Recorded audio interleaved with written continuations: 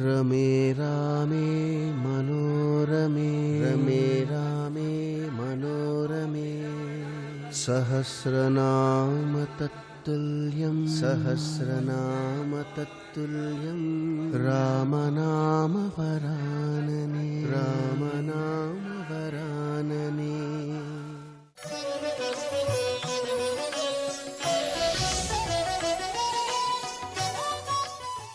రాజ్యం చాహంచ రామస్య, రాముడిదండి రాజ్యం. రాముడిది రాజ్యం కాదు వశిష్ఠ మహర్షి. రాముడిది రాజ్యం అనుకుంటున్నారేమో. రాజ్యం చ అహం చ, నేను కూడా రాముడివాణ్ణే. రాజ్యం రాముడిది, నేను వేరు కాదు. రాముడు, రాజ్యము, నేను ఇద్దరం రాముడికి చెందిన వారం. ఒకటానికి చైతన్యం లేదు, నాకు చైతన్యం ఉంది, అంతే తేడా తప్ప నాది అని నేనెలా అనగలను? అసలు నాకంటూ వేరే పుచ్చుకోవడానికి అవకాశం లేదు. నేను రాముడివాణ్ణి కాబట్టి నాకు రాజ్యం ఇవ్వడం ఏమిటి? ఇంకా అది కుదిరే మాట కాదన్నాడు, అంతే. ఎంత పెద్ద మాట అండి నిజంగా. ఇది భక్తి అన్న మాటకి పరాకాష్ట. ఎన్ని ఉండనివ్వండి, మిమ్మల్ని ఏం పాడు చెయ్యవు. ఐశ్వర్యం ఎప్పుడూ పాడు చేయదు, మీరు గుర్తుపెట్టుకోండి. ఐశ్వర్యము మిమ్మల్ని పాడు చెయ్యదు. ఎప్పుడు పాడు చేయదో తెలుసా? నేను ఇది కూడా ఆయనకి చెందిన వారము అని మీరన్నంతకాలం మిమ్మల్ని ఏమీ పాడు చే. మీరు విద్వాంసుడైనా, పండితుడైనా, అధికారి అయినా, విద్యావంతుడైనా, అందగాడైనా, ఇది అది రెండు ఈశ్వరుడివి అని మీరు అన్నంతకాలం మీరు ప్రసాద బుద్ధితో బతికినట్టు. ఎప్పుడైనా నాది అంటేనే ప్రమాదం వచ్చేస్తుంది. రామకృష్ణ పరమహంస ఓ కథ చెప్తుండేవారు. వెనకటికి ఓ పెద్ద ఆయన ఊళ్ళో ఓ పెద్ద భవంతి కట్టి పెద్ద తోట వేసి అందులో పువ్వులు పళ్ళు పెంచి ఓ తోటమాలిని పెట్టి, ఒరే నేను 6 నెలలు విదేశాలకు వెళ్ళిపోతున్నాను, ఈ ఇంటి వెనక భాగంలో ఉన్న 2 గదుల్లో నువ్వు ఉండి ఈ పువ్వులు పళ్ళు అన్నీ జాగ్రత్తగా చూస్తుండు, ఇల్లు చూస్తుండు అన్నాడు. ఈయన అందులో ఉండేవాడు. ఆ పువ్వులు పళ్ళు అవి ఎవరైనా వస్తే ఇగో తీసుకెళ్ళండి పూజకరికి అసలు పూలు ఇచ్చేవాడు, కొసుబొండమ్మ 4 మామిడికాయలు ఇచ్చేవాడు, ఓ 10 సపోటా పళ్ళు ఇస్తుండేవాడు. ఎవరు యజమాని ఉండేవారు కాదు, ఈయనే ఉండేవాడు. 2 నెలలు అయిపోయింది, 3 నెలలు అయిపోయింది, 4 నెలలు అయిపోయింది, 5 నెలలు అయిపోయింది. ఓ రోజున ఆ చుట్టుపక్కల వాళ్ళు అన్నారు, ఇల్లు ఎవరిదండి అన్నారు. నాది కాదు ఎవరిదో అని చెప్పడం ఎందుకు, నేను ఇస్తున్నాను కదా, వచ్చాడా ఏమన్నా విదేశాల నుంచి అని. నాదేనండి అన్నాడు. ఎవరికి తెలుసు? ఆయనే అనుకున్నారు. కానీ అకస్మాత్తుగా ఓ రోజున ఆయన వచ్చాడు. ఆయన వచ్చి తలుపు తీస్తుంటే పక్కింటి వాళ్ళు వచ్చి అన్నారు, ఎవరి కోసం వెళ్తున్నారన్నారు. నా ఇంట్లోకి వెళ్తున్నాను అన్నాడు ఆయన. మీ ఇల్లు ఏమిటి? ఇంటి ఆయన లోపల ఉన్నాడు, అలా అనకూడదు తప్పు అన్నారు. ఆయన వెంటనే లోపలికి వెళ్ళి ఏం చేశాడంటే వాడి పెట్టి బెడ్డింగ్ అవతల పారేశాడు. నువ్వు అలా చెప్పకపోతే వాళ్ళు ఎందుకన్నారు, నీదే ఇల్లు పోతలకన్నాడు. ఇప్పుడు తెలిసిపోయింది యథార్థ పరిస్థితి. ఎప్పుడు బయటికి పోయాడు? నాదంటే పోయాడు. నాది కాదంటే ఆయనదంటే పూలిస్తే ఈశ్వరుడు వద్దన్నాడా, పూలిస్తే ఆయన వద్దన్నాడా, పళ్ళిస్తే ఆయన వద్దన్నాడా? ఒరే పెన్సరా ఇవ్వరా అన్నాడు. నాదన్న మాట అనకుండా ఇచ్చినన్నాళ్ళు ఆ ఇంట్లోనే ఉన్నాడు హాయిగా. నాదన్నప్పుడు బయటికి పోయాడు. నువ్వు ఎప్పుడు బయటికి పోతావు? ఈశ్వరుడు ఇచ్చిన దాంట్లోంచి నాదంటే పోతావు. నాదనకుండా ఆయనదండి అంటూ ఉండు. కోట్లకి కోట్లు ఉండని, నీకేమీ బాధ లేదు, నువ్వు అభ్యున్నతిలో పెడతావు. ఇంకాను విపరీతమైన పాండిత్యం ఉంది. నాదేంటండి ఇదంతా ఈశ్వరుడు ఇచ్చిన వాక్కను, ఏమీ పాడవు. గొప్ప అందగాడివి, నా అందం ఏమిటండి, ఈశ్వరుడు ఇచ్చిన అందం అండి అను, ఏమీ పాడవు. గొప్ప అధికారివి, నాదే ఉందండి ఈశ్వరుడిచ్చిన అధికారం, నాదా గొప్పతనం అనండి, మీరేం పాడవరు. ఏదైనా నాదేనండి, బయటికి దోహేస్తారు. ఇది భరతుడి శ్లోకంలోంచి మీరు పట్టుకోవలసిన విషయం. ఇది వచ్చిందనుకోండి, మీ జీవితం నైవేద్యం పెట్టిన ప్రసాదం. ప్రసాదం మీరు తినడం కాదు, మీ జీవితమే ప్రసాదం. పూజ అంటే ఎంతసేపు చేస్తారండి? నాకు తెలియక అడుగుతాను. ఎంతసేపు పూజ గదిలో కూర్చుంటారు మీరు? అది కాదు పూజ అంటే. పూజ అంటే ఊపిరి తీసి ఊపిరి వదులుతున్నంత కాలము కూడా ఈశ్వరుని యందు కృతజ్ఞతాబుద్ధితో జీవించుట, అది ప్రసాదము. ఆయనే పెద్ద ప్రసాదం. అందుకే మన వాళ్ళు పేరు పెట్టేటప్పుడు ఈశ్వర ప్రసాద్, సూర్యప్రసాద్, ప్రసాద్ బాబు ఇలా పెడుతుంటారు. ప్రసాద్ అంటే ఏంటంటే జీవితము ఈశ్వర ప్రసాదంగా అనుభవిస్తాడు అని వాళ్ళు కోరుకున్నారు. నువ్వు అలా బ్రతకాలి, అది దాని అర్థం. ఆయనే ప్రసాద స్వరూపుడు, ఈశ్వరుడి చేత మాకు ఇవ్వబడ్డాడు. ఈశ్వరుణ్ణి అలా అనుభవిస్తూ జీవితాన్ని తన ఈశ్వర ప్రసాదంగా ఇతను బతుకుతాడు అని వాళ్ళు కోరుకున్నారు.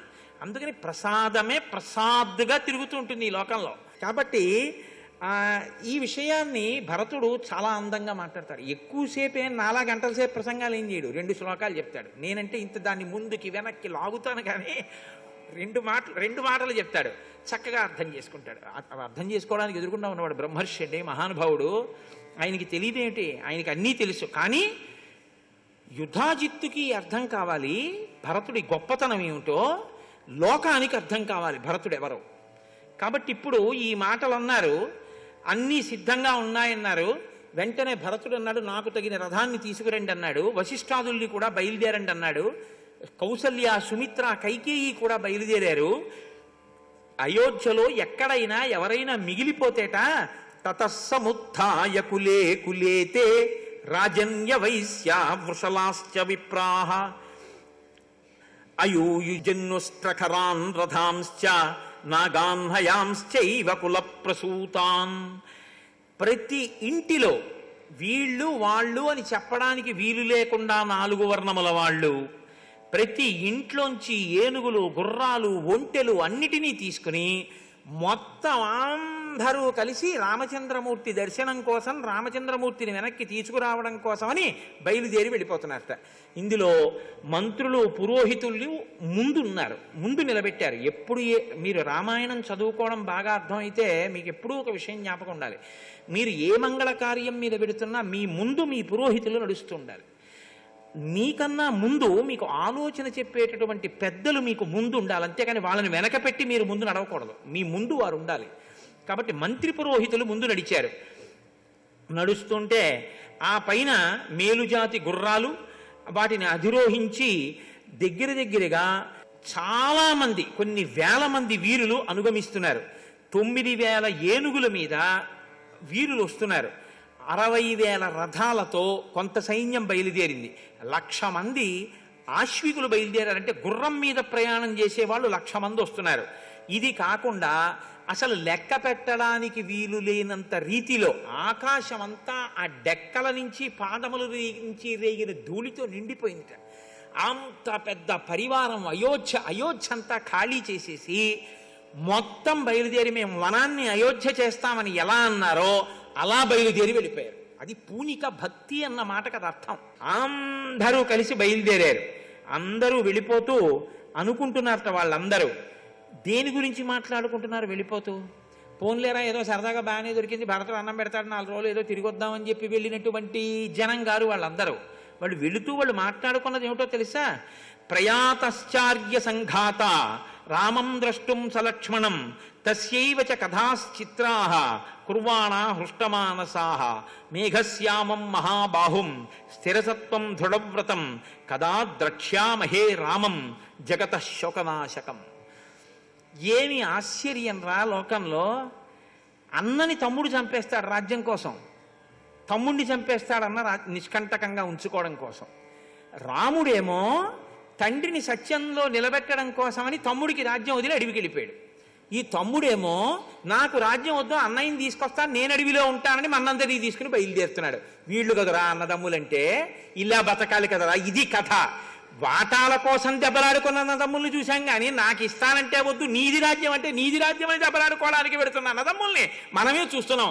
ఇలాంటి వాళ్ళ రాజ్యంలో ఉన్న మన బతుకే బతుకు. ఇటువంటి ధర్మాత్ముడైన రాముణ్ణి చూడ్డానికి వెడుతున్న భరతుడితో వెళ్ళడం మన అదృష్టం. కాబట్టి పదండి అన్నారు అని వాళ్ళు సంతోషంగా ఆ మాటలు చెప్పుకుంటూ వణిక్ ప్రముఖులతో సహా అందరూ, ఎంతమందో తెలుసా అండి, ముత్యాలకి కన్నాలు పెట్టేటటువంటి వాళ్ళ దగ్గర నుంచి నెమలి ఈకలతో గొడుగులు, విసినికర్రలు చేసుకునేవాళ్ళు, చందనపు చెక్కలు కోసేవాళ్ళు, వేదికలు అలంకరించేవాళ్ళు, ఏనుగుదంతాలతో వస్తువులు చేసేవాళ్ళు, కంబళ్ళు శుభ్రపరిచేవాళ్ళు, వైద్యులు, చాకళ్ళు, కుట్టుపనులు చేసేవాళ్ళు, గోశాలు రక్షించేవాళ్ళు, నటీనటులు, జాలరులు, వీళ్ళు వాళ్ళు అనేం లేదు. అందరూ బయలుదేరిపోయి అయోధ్యానగరానికి వెళ్ళిపోతున్నారు. ఇంతమంది కలిసి ఆ అయోధ్యానగరానికి బయలుదేరి గంగా తీరానికి చేరుకున్నారు. చేరుకున్న తర్వాత భరతుడు అన్నాడు, మహోత్కృష్టమైనటువంటి నది, పరమ పవిత్రమైన గంగ, ఈ గంగలో నా తండ్రికి జలతర్పణ చేస్తాను అన్నాడు. జలతర్పణ చేస్తాను అని జలతర్పణ చేశాడు. మీరు ఇక్కడ నేను ఒక మాట చెప్పకపోతే అయోధ్యకాండ గురించి నేను ఒక మంచి విషయాన్ని ప్రస్తావన చేయడం లోపం చేసినట్టు అవుతుంది. మీరు ఎప్పుడూ కూడా 2 విషయాల్ని జీవితంలో బాగా జ్ఞాపకంలో ఉంచుకోవాలి. మనిషి రెండు కార్యములు తప్పకుండా చేస్తూ ఉండాలి. ఒకటి పితృకార్యము, రెండు దైవ కార్యం. దైవ కార్యము చేస్తాడు, పితృకార్యము చేస్తాడు. ఈ దైవ కార్యం చేసేటప్పుడు భక్తితో చెయ్యాలి. బాగా గుర్తుపెట్టుకోండి, దైవ కార్యాన్ని భక్తితో చెయ్యాలి, పితృకార్యాన్ని విశ్వాసంతో చెయ్యాలి. బాగా జ్ఞాపకం పెట్టుకోండి. ఎందుకో తెలుసా అండి, భక్తి అన్న మాటకి మీకు లోపల కించిత్ ప్రమాణం అందుతూ ఉంటుంది. దీపం పెడతాం, ఎందుకంటే దీపం నత్ర సూర్యో భాతి నచంద్రతారకం నేమా విద్యుతో భాతి కుతో యమగ్నిహిత్వమేవ భాంతమనుభాతి సర్వం తస్య భాషా సర్వమిదం విభాతి అంటాం. కానీ అది అలా విడిచిపెట్టండి. ఆ దీపాన్ని పరబ్రహ్మంగా ఎక్కడా వెలుతురు లేని చోట అది వెలుతురై భాషిస్తోంది, వెలుతురులకు వెలుతురు అని ఆ మాట అండం వేరే విషయం. గజేంద్ర మోక్షంలో పోతన గారు అన్నట్టుగా లోకంబులు లోకేశులు లోకస్తులు తెగిన తుది అలోకంబకు పింజీకటి కావల ఎవ్వండే కకృతి వెలుగు అతని నేసేవింతున్నంటారు. అది అసలు దీపం. ఆ దీపం మాట అలా ఉంచండి. ఏ వెలుతురు లేదని దీపం పెట్టారు మీరు? ఇప్పుడు 10 గంటలకి సత్యనారాయణ వ్రతం చేస్తే దీపం ఎందుకండి? అది కాదు, దీపం పెట్టడంలో అంతరార్థం ఏమిటో తెలుసా అండి? ప్రతిరోజు ఉదయం దీపం ఎందుకు పెడతామంటే, ఈశ్వరుడు ఈ కన్ను ఇచ్చాడు, ఈ కంటికి చూడగలిగినటువంటి శక్తి ఇచ్చాడు. ఈశ్వరుడు ఈ కంటికి చూడగలిగిన శక్తిని, నాలుకకి రుచి చెప్పగలిగిన శక్తిని, చెవికి వినగలిగిన శక్తిని, చర్మానికి ముట్టుకుంటే తెలిసేటటువంటి శక్తిని, ఈ 4టితో పాటుగా ముక్కుకి వాసన చూసేటటువంటి శక్తిని. చాలా జాగ్రత్తగా వినండి ఈ మాట నేను చెప్పింది. మీరు శబ్ద స్పర్శ రస రూప గంధములు అంటారు 5 తన్మాత్రలు. ఈ 5ంటిని తీసేసి మిగిలిన ఉంచేశాడు అనుకోండి, శరీరాలను ఉంచేశాడు. ఒకసారి ఊహ చేయండి. ఇవే లేవు అంతే. కళ్ళున్నాయి చూడవు, చెవులున్నాయి ఇలాగా ఏం వినపడదు, ముక్కు ఉంది వాసన ఏం తెలియదు, చర్మం ఉంది ముట్టుకుంటే ఏం తెలియదు, నాలుగు ఉంది రుచి తెలియదు. ఈ 5 తీసేశాడండి. 4 ఉంచాడు, చెవి ఉంచాడు, ముక్కు ఉంచాడు, నోరు ఉంచాడు, అన్నీ ఉంచాడు. ఇప్పుడు మీకు లోకంలో జలపాతాలతోటి, పెద్ద పెద్ద పర్వత శిఖరాలతోటి, సూర్యబింబం ఉదయించడంతో, చంద్రబింబం ప్రకాశించడంతో, ఈశ్వరమూర్తిని చూడడంతో, లోకంలో ప్రకృతిలో ఉన్నటువంటి అందాలతో మీకేమైనా అనుబంధం ఉందా? మీరు అనుభవించేది ఏమైనా ఉందా? ఏం లేదు. అంటే మీరు చూసేది ఏం లేదు. ఇక మీకు రామాయణాది కావ్యములతో కానీ, భారతం వంటి ఇతిహాసములతో కానీ మీకేమైనా అవసరం ఉందా? మీరు వినేదేం లేదు. నిప్పు కణిక తీసుకొచ్చి నాలుక మీద పెట్టినా, మైసూర్ పాక్ తీసుకొచ్చి నాలుక మీద పెట్టినా మీకు ఒకటే. ఎందుకనంటే మీ నాలుకకు రుచి తెలియదు, ఏది తిన్నా ఒకటే. పెంట కుప్ప మీద పేడ తీసుకొచ్చి ముక్కు దగ్గర పెట్టినా అంతే, మల్లె పువ్వు తీసుకొచ్చి ముక్కు దగ్గర పెట్టినా అంతే. కాబట్టి దేని సౌరభము మీకు తెలియదు. నిప్పు కనకనలాడుతున్న నిప్పు తెచ్చి చర్మం మీద పెట్టినా అంతే, మంచు గడ్డ తెచ్చి పెట్టినా అంతే. ఇప్పుడు లోకంలో ఈశ్వరుడు ఎన్ని అందాలు సృష్టించాడో, ఎన్ని రకాలుగా ఇవే మీరు అనుభవిస్తారు మార్చి. బాగా గుర్తుపెట్టుకోండి, దీన్నే మీరు హెచ్చవేస్తారు లోకంలో భోగముల కింద. భోగములన్నీ ఇందులోకే వచ్చేస్తాయి, 5ంటిలోకే. మీరు ఎన్ని చూసినా, బెంగళూరు వెళ్ళానండి అంటాడు, ఏం చేసావు? ఏదో చూసి వచ్చానండి అంటాడు. అమెరికా వెళ్ళానండి, ఏం చేసావు? నయాగరా జలపాతం చూశానండి. ఎన్ని నువ్వు మార్చి మార్చి చూసిన సుఖాలన్నీ దీంతోనే. ఎన్ని రుచులు మార్చి మార్చి తిన్నా దీంతోటే. ఎన్నిటిని మార్చి మార్చి ముట్టుకున్నా దీంతోటే. ఎన్నిటిని మార్చి మార్చి విన్నా దీంతోటే. సమస్త భోగములు ఈ 5ంటిలోకి తీసుకొచ్చాడు ఈశ్వరుడు అనుభవించడానికి. ఇప్పుడు ఈ 5 ఈశ్వరుడు తీసేశాడు అనుకోండి, మీకు అసలు భోగం అన్నది జీవితంలో లేదు. ఇక శాపగ్రస్తం. ఈ 5 మీరు తెచ్చుకున్నవి కావు, మీకు మీ తల్లిదండ్రులు ఇచ్చినవి కావు, ఈశ్వరుడే ఇచ్చాడు. ఈశ్వరుడే ఇచ్చి ఇవి బడలిపోతున్నాయి. రాత్రి అయ్యేటప్పటికి చూసి చూసి ఇది బడలిపోతుంది, విని విని ఇది బడలిపోతోంది, తిని తిని ఇది బడలిపోతోంది, ముట్టుకుని ముట్టుకుని ఇది బడలిపోతోంది. మళ్ళీ వీటికి విశ్రాంతినిచ్చి శక్తినిచ్చిన వాడేవాడు. ఛార్జింగ్ అంటారే, బ్యాటరీ డౌన్ అయితే అలా శక్తినిచ్చిన వాడు రాత్రి పడుకుంటే ఈశ్వరుడు. మరి మళ్ళీ పొద్దున్నే వాటిని ఉపయోగించడం మొదలు పెడితే ఈశ్వరుడికి కృతజ్ఞత చెప్పాలా? నువ్వు ఇచ్చావు కాబట్టి కదా ఈ భోగాలను అనుభవిస్తున్నావు. ఒక్కటే చెప్పు, వదిలేస్తాను, అన్నీ చెప్పను. చూసే శక్తిని కంటికి ఇచ్చావు కాబట్టి కన్నుకి నయనమని పేరు, అదే నాయక. దీని వలన మిగిలినవన్నీ అనుభవిస్తారు మీరు. అదేదో చూస్తారు, చాలా బాగుందంటే కాసేపు ఆగుతుంది మనసు. ముందు కన్నిచ్చాడు కాబట్టి చూసే శక్తి వెలుతురికి సంబంధించింది కాబట్టి దానికి కృతజ్ఞత చెప్పడానికి దీపం పెడతారు. భక్తి అన్న మాట కృతజ్ఞతతో అనుబంధముతో ముడిపడుతుంది. కాబట్టి అది ఇప్పుడు ఏమవుతుంది, కృతజ్ఞత భక్తి కలిస్తే పూజ అవుతుంది. చచ్చిపోయిన నాన్నగారికి నీళ్లు విడిచిపెడితే ఆయనకి దాహం తీరింది ఎలా తెలుస్తుంది? తెలుస్తుందా? విశ్వాసము. వేదం చెప్పింది వెడుతుందని విశ్వాసము. ఈ విశ్వాసమునకు గుర్తేమిటో తెలుసా అండి? సమాజంలో ముందు ఎవరుండి చెయ్యాలో వాళ్ళు చెయ్యాలి. అది ఎవరుండి చెయ్యాలని చెప్తోంది వేదం. ఎవడు యజ్ఞోపవీతంతో ఉన్నాడో జంజంతో ఉన్నాడో వాడు చెయ్యాలి. అందుకే ఈ విశ్వాసం అన్న మాటకి గుర్తేమిటో తెలుసా? ఎప్పుడూ తూర్పుకే కూర్చుంటారు. పూజ చేసినా తూర్పుకే, తద్దినం పెట్టినా తూర్పుకే. కానీ యజ్ఞోపవీతం మాత్రం భుజాన్ని మారుతుంది. యజ్ఞోపవీతం ఎడం భుజం మీద ఉందనుకోండి, పూజ చేస్తున్నాడని గుర్తు. ఉత్తరీయం ఎడం భుజం మీద ఉందనుకోండి, మంగళ కార్యంలో ఉన్నాడని గుర్తు. ఎడం భుజం మీద ఎందుకు ఉంటుంది అంటే, నేను తూర్పుకి తిరిగి ఇలా కూర్చున్నాను అనుకోండి, నా ఎడం చేతి పక్కకి ఏ దిక్కు ఉంటుంది? ఉత్తర దిక్కు ఉంటుంది. ఉత్తర దిక్కున ఎవరున్నారు? దేవతలు ఉన్నారు. ఉత్తర దిక్కున ఉన్న దేవతల్ని ఆరాధించడానికి కూర్చున్నాను కాబట్టి యజ్ఞోపవీతం ఎడం భుజం మీద ఉంటుంది. నేను పితృదేవతలను ఆరాధిస్తున్నాను అనుకోండి, పితృదేవతలు ఎటుంటారు? దక్షిణ దిక్కున ఉంటారు. దక్షిణ దిక్కు నా కుడి చేతి పక్కన ఉంటుంది. అందుకని యజ్ఞోపవీతం కుడి భుజం మీద కడుతుంది. యజ్ఞోపవీతాన్ని అపసవ్యం అందుకు చేస్తారు. పితృకార్యం చేస్తే కుడి భుజం మీదకి వెళ్ళిపోతుంది యజ్ఞోపవీతం. ఇటువైపుకి తిప్పి వేసుకుంటారు. వేసుకుని తద్దినం పెడతాడు. పితృకార్యము చెయ్యట్లేదు, దేవకార్యము చెయ్యట్లేదు. ఇప్పుడు ఏం చేయాలి నువ్వు? యజ్ఞోపవీతం కుడి భుజం మీద ఉంచకూడదు, ఎడం భుజం మీద ఉంచకూడదు, పూలదండలా వేసుకోవాలి మెళ్ళో. ఆఫీస్కి వెళ్తున్నాను అనుకోండి, నేనేం చేయాలంటే బనీన్ వేసుకోవడం, చొక్కా వేసుకోవడం కాదు, యజ్ఞోపవీతాన్ని మెళ్ళో దండగా వేసుకోవాలి. ఒక రోజు మొత్తం మీద నా యజ్ఞోపవీతం నా ఒంటి మీద పూలదండలాగే ఎక్కువ ఉందనుకోండి, గుర్తేమిటంటే నేను ఆ రోజుని ఈశ్వరార్చన యందు పితృదేవతార్చన యందు కాకుండా అన్యమునందు ఎక్కువ గడిపానని గుర్తు. కాబట్టి నన్ను నేను వెంటనే సంస్కరించుకోవాలి. ఏదో కడుపు కోసం 6 గంటలు వెళితే వెళ్ళాను, ఇంకో గంట జపం చేయాలి ఇవాళ, ఎందుకంటే ఎడం భుజం మీద లేదు ఎక్కువసేపు ఉత్తరీయం అని. అసలు ఇవాళ ఆ అనుష్ఠానమే లుప్తం అయిపోయింది. యజ్ఞోపవీతాన్ని తిప్పడం అన్నది లేదు అసలు. మెళ్ళో ఎవరు వేసుకోవట్లా, ఉంటే ఎడం భుజం మీదే ఉండిపోతుంది అంతే.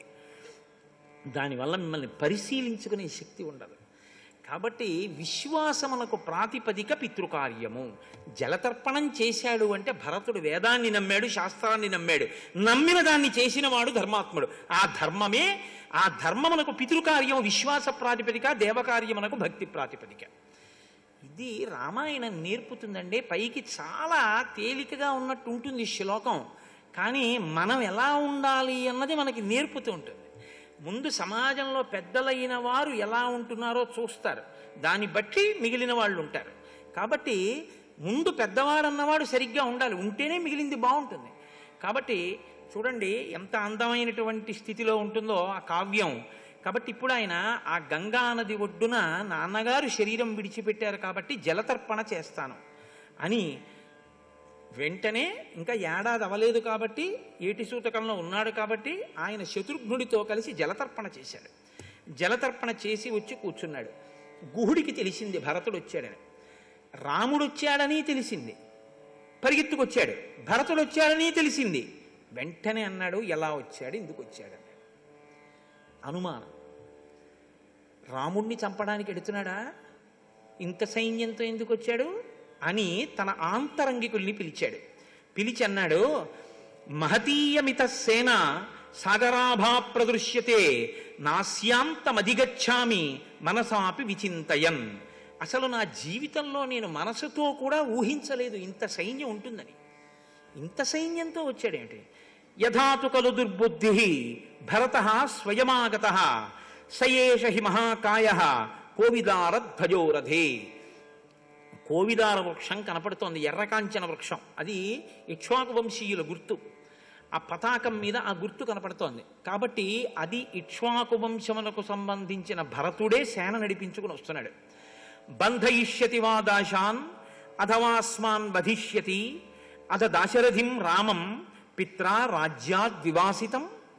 తప్పకుండా ఈ కైకేయీసుతుడు రాజ్యాన్ని హస్తగతం చేసుకుని అకంటకం చేయడం కోసం రాముణ్ణి చంపడానికే బయలుదేరాడు. లేదా రాముణ్ణి బంధించడానికని బయలుదేరాడు. అందుకే ఇంత సైన్యంతో వెళ్తున్నాడు. సంపన్నాం శ్రియమన్విచ్చన్ తస్య రాజ్ఞ సుదుర్లభాం భరత కైకేయీ పుత్రో హంతుం సమధిగచ్చతి.